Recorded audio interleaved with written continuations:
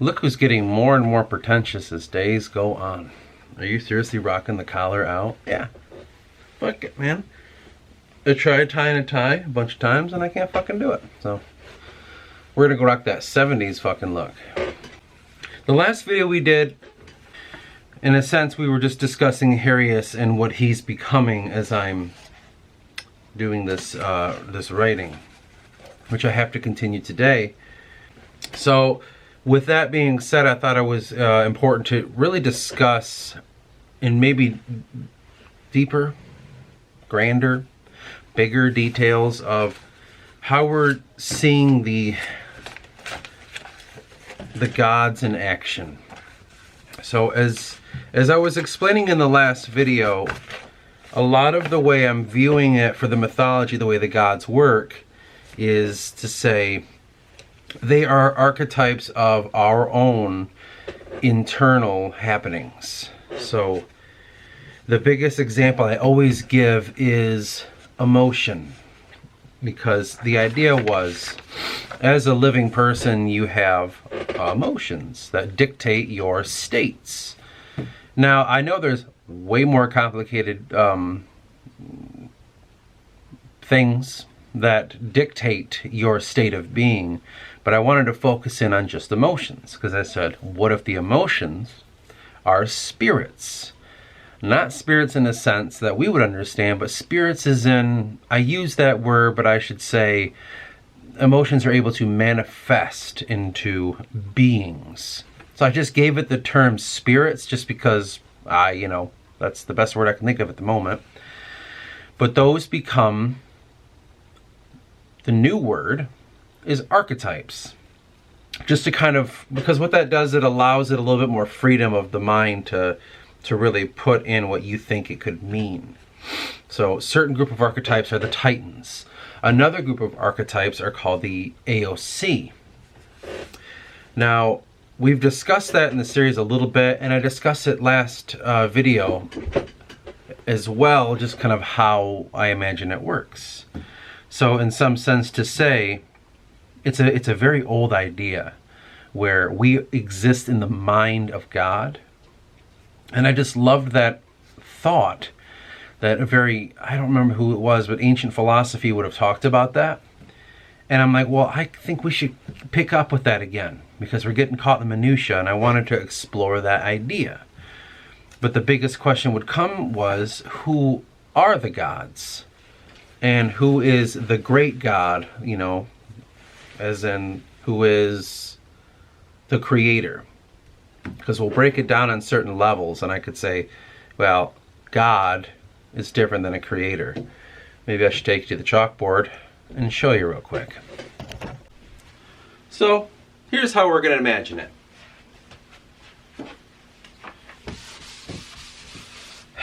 Here we go. This is something, right? This is you. That's your brain, right? We can break it into segments, you get your left and your right hemispheres. But that's you, okay? This you we shall name Herias or Herias. Wait a minute. Like from the story? Yeah. This is his mind, okay? So what does that mean for the fractal levels of it? So what pours out from him? Oh, look at it. It's like a tree growing out of the head. I wonder if the world tree has something to do with this. Okay, so what it is there's the overall creator, and that is the one that creates the other. That is the one that creates the place. The mind and the place are separate right now. We have a way to get to it. But outside of them springs the Titans, let's say. And these ones are the Aeon. Look, there's room for other races of people. Manifestations of different things. Those are out in the nothingness here. This nothingness that exists between these two things, so think of the space between two atoms. How we always talk about like so much empty spaces between the atoms, or so much empty spaces in air. Gee, I wonder why. So the idea is things are born in this minutia, this empty area.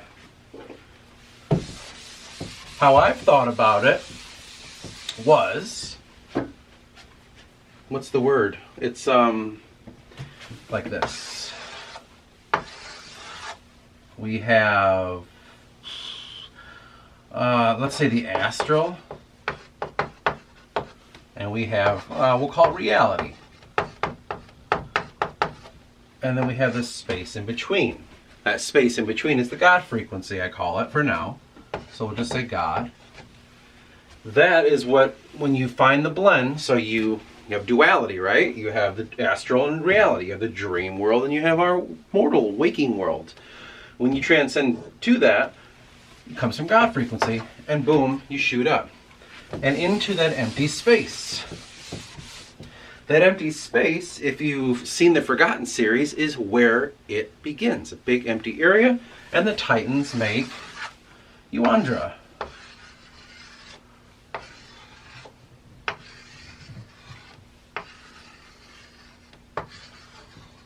They make Yuandra, the planet, and then they make the Anaku, and all this stuff happens. But the point of what I'm trying to say is, the God, that idea of the creator, when you come out of Herias, you enter this new realm that you've just established. That empty space turns into this new place. In that space, there were archetypes in Herias' mind that entered in here through Kramos, through the light, past the tree, right? And into this empty place and created a new universe.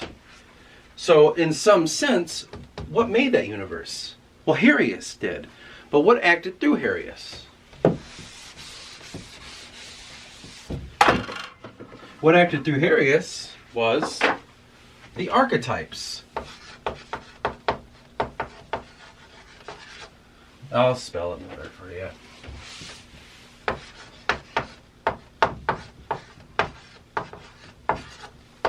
The Alicans, which is what the Titans are called. Allocation of the Titans are representation of embodiments of emotions or of archetypes. As in, you have, this is sadness, this is sorrow, this is anger, righteousness, we have greed. These are places of power. These are the things that find you when you're acted upon in the world. These are the things that also help you go back to the memory, but the memory is a separate thing. That's the AOC and the Aeon, which I've done in a series called The Forgotten People. And then in another subsequent little video I've made called The Keepers, who are the keepers of the memory. So we're not necessarily going to get in that. But imagine Thies has embodied himself as something of righteousness. These are portals of being, but they all connect back to, who's that down there? Herias. Imagine your mind has a bunch of portals, and we call those portals emotions. Those emotions are what rule and dictate your being, right? I'm driving and I'm angry because something happened. That's kind of dictating myself in that moment. I'm an angry person. If I just hooked up with the fucking hot chick, I'm going to feel kind of good about that, and that's going to dictate the way I'm living my life in the moment.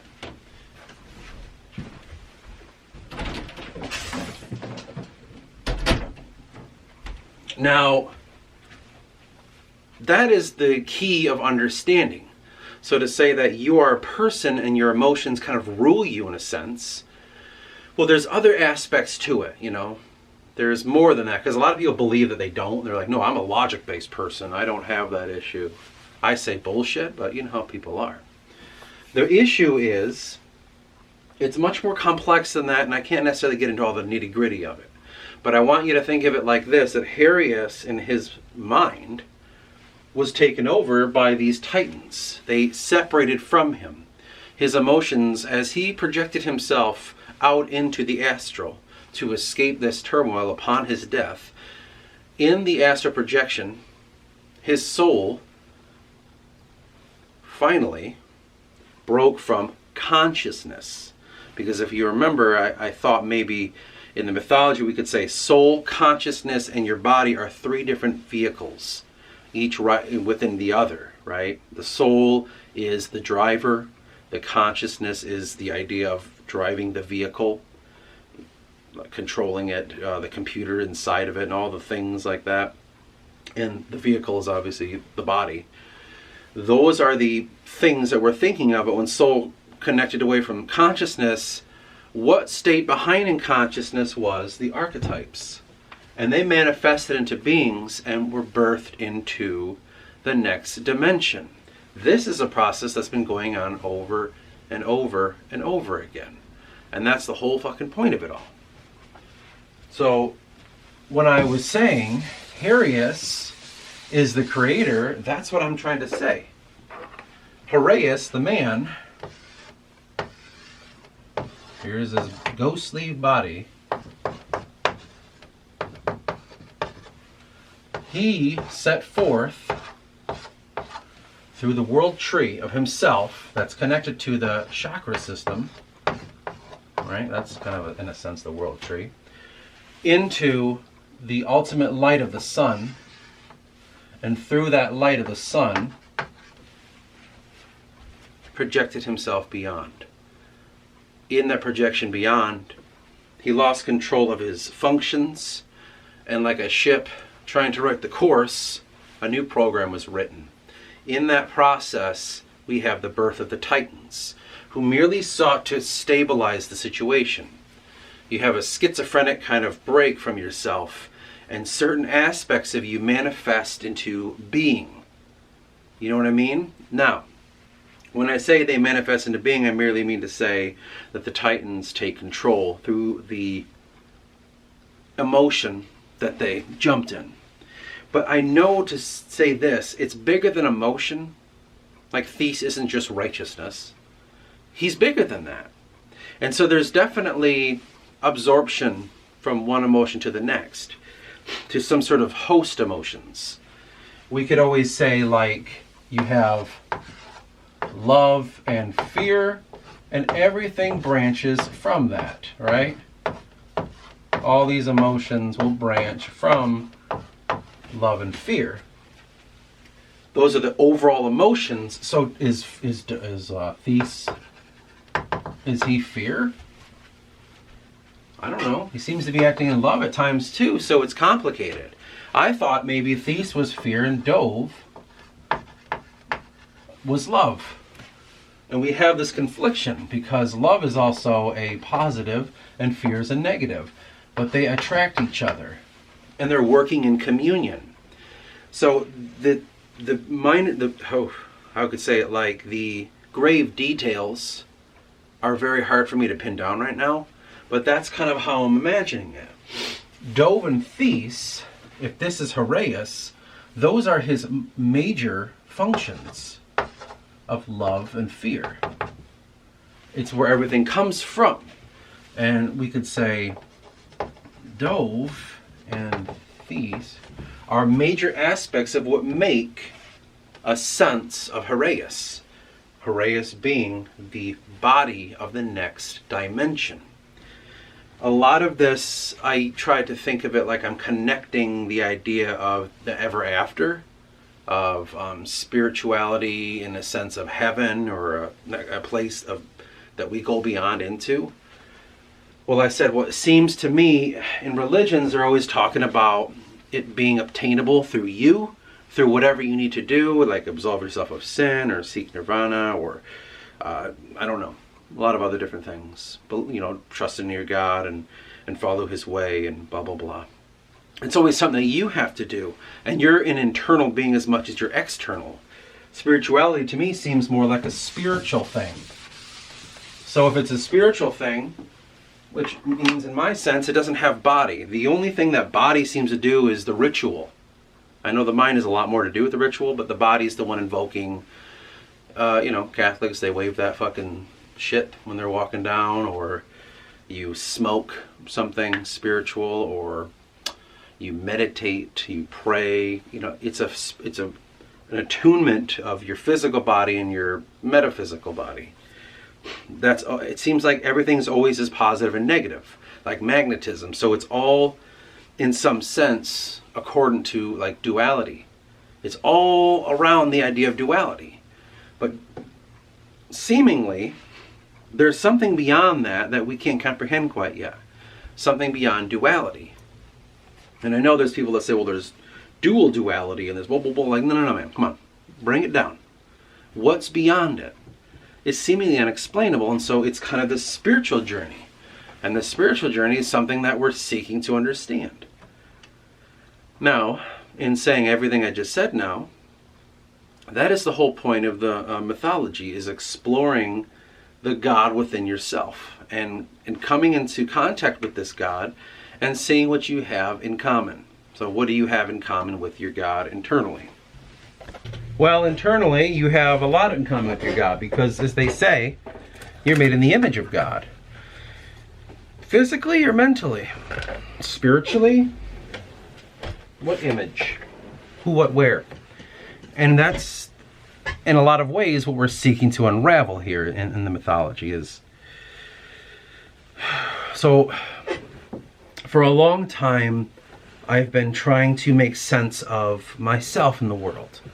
My placement here, my beliefs, my understanding, whatever, my consciousness, right?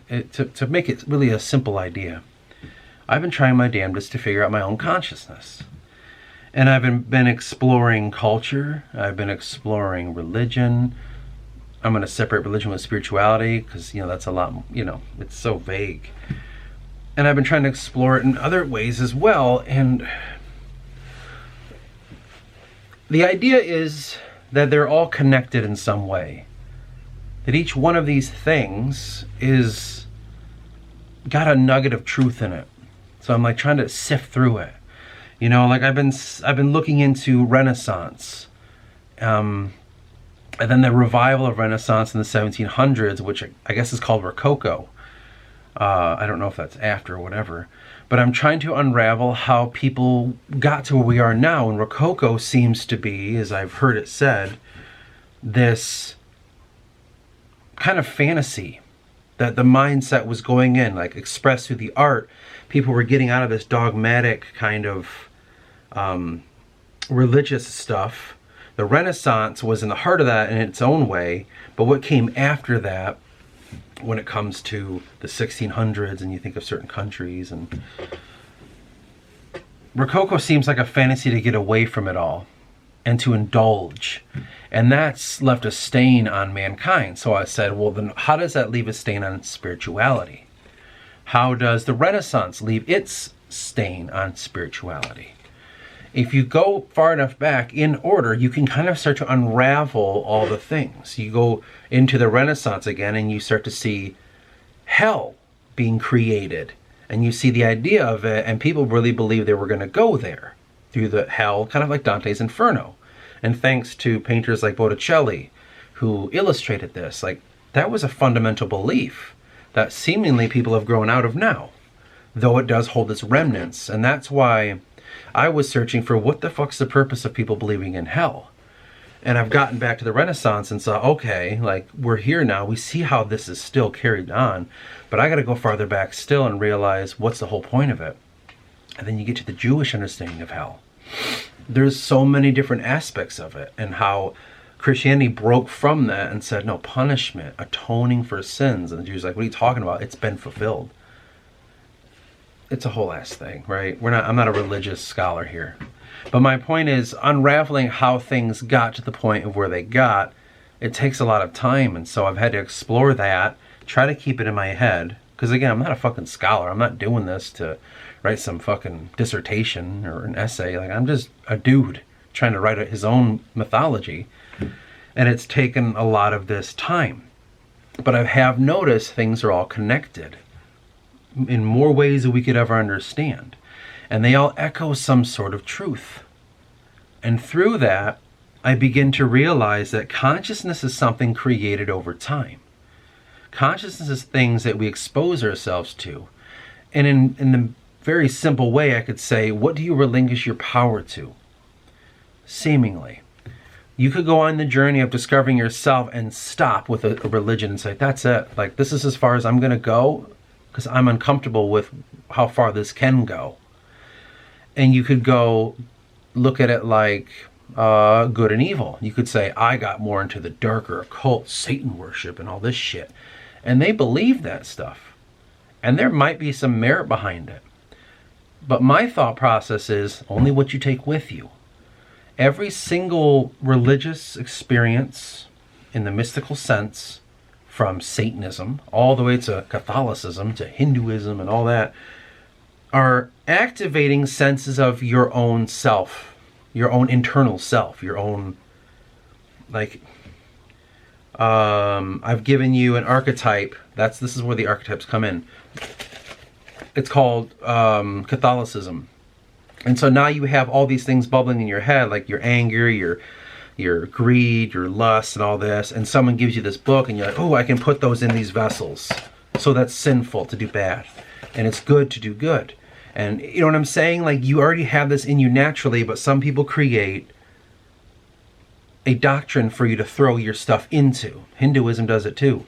Buddhism does it as well. It's like, I already have this in me. Someone wrote down a paper to say, here's where you can take that stuff in you, put it in here, bada boom, you get yourself Buddhism. And here's how you get out of bad and good. And seemingly, duality has created good and evil. Good and evil has created duality. Religion, spirituality in a sense, is the manifestation of that.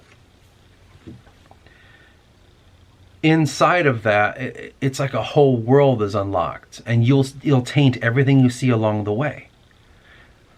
If you're from the West and you grew up Protestant, you're going to taint everything you see with a Protestant viewpoint. And you're never going to give anything outside of that viewpoint any merit, ever. You're going to call it bullshit. You're going to say, oh, well, Nietzsche was full of shit. Or you're going to say Plato was full of shit. Or I don't know, whatever it is. Like, you put your blinders on, you'll never see outside of it ever again. Because you think you found the true way.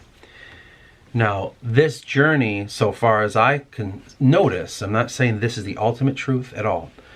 But I've begun to realize that I don't even know if truth exists at all. I don't know.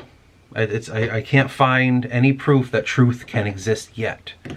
Does that mean it doesn't? I don't know. I don't know. You know, I'm not an authority here. I'm a guy trying to fucking figure himself out. But the biggest thing I've realized is I don't know about truth right now. Truth is just an idea that someone made up. It's just how many people are going to believe this or not. That's what makes it true? I don't know, man. Just because you feel something doesn't make it true. And that's been the biggest illusion to kind of get through in this life. Now, to go back to what I was trying to say is like, well, why did you choose to write this mythology? Because I'll always ask myself that along the journey just to make sure I'm on the right track. Because I don't know, you can get lost. And one of the biggest reasons is to find myself and to explain my own story through a mythology, to explain my own path through a mythology. I'm, for a long time, getting sick and tired of just hearing and believing what others say. Or someone draws an image of something and saying, that's it. Like, I'm tired of that. I'm sick and tired of getting caught in ideas. Because look what it can do. It can really illustrate the way that you'll always see the world, and it can affect cultures. You have sects coming out of Christianity that were seen as blasphemous by other ones. And death had to happen because of it, you know. I don't remember all the isms like Calvinisms and all this, and Protestant that, and Lutheranism, and you know what I'm saying? There's like so many different kinds of ideas of what Christianity is that I don't even want to begin to unravel that because I'm not a religious scholar. I can't keep that shit straight in my head. So that has kind of been something to keep in mind, that there's overall themes and archetypes that you can throw yourself into and they manifest into something. The devil is just an archetype that you've given life to and let manifest. It can act in your life, it can act in the life of the egregore that you find yourself inside of. That's all that shit is. You're believing in something enough, it becomes a being. So Herias, when he manifests into the higher version of himself and his astral body projects out into the unknown, in that process something goes wrong. Something bad happens. Some schizophrenic issue, I just call it the anomaly. Just like, I don't know what it is, something happened, I can't tell you what it was. In that process, something spoke to Herias saying, you can break this cycle. Dimensions, universes, beings, gods, everything we've discussed, can be stopped. Or you could keep it going. This is your choice, though. And so through him, the archetypes of his own emotions, working in tandem with his own memories to keep alive the parts of his being, what makes him himself, gets to act out on a stage over and over again in some sort of illusionary state in his own mind, whether to make the decision to continue this experiment or to abandon it. There's aspects of the simulation theory that people like. There's aspects of the multiple universe theory that people like. There's aspects of what are the gods. There's aspects of Gnosticism. There's aspects of... It's just like a large self journey that encompasses everything I've come across so far and throwing it into this pot, this cauldron, and I'm making a stew out of it. And that's... in as simple a way I can explain what the mythology is.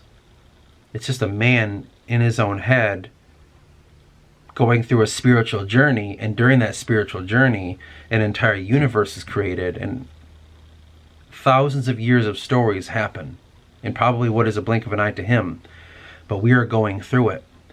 Yuandra, and subsequently when the Aeon and the Anaku start living on Yuandra, are just a dream. The whole thing's just a fucking dream.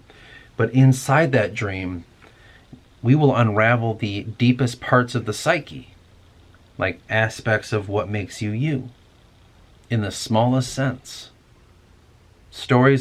Human stories of people going through circumstances, trying to find themselves, trying to find reason, trying to create their own culture, trying to create their own identity. But it's all just a fucking dream in the mind of the creator. Like I was saying, it's an older idea. I've heard that said. I don't remember where, people believed it in history, but I just remember hearing on the path of philosophy that was one step taken. Like, we're in the mind of God, we're in his own eye. He sees through this, right? They say they've evolved since then, but I have my own doubts about that.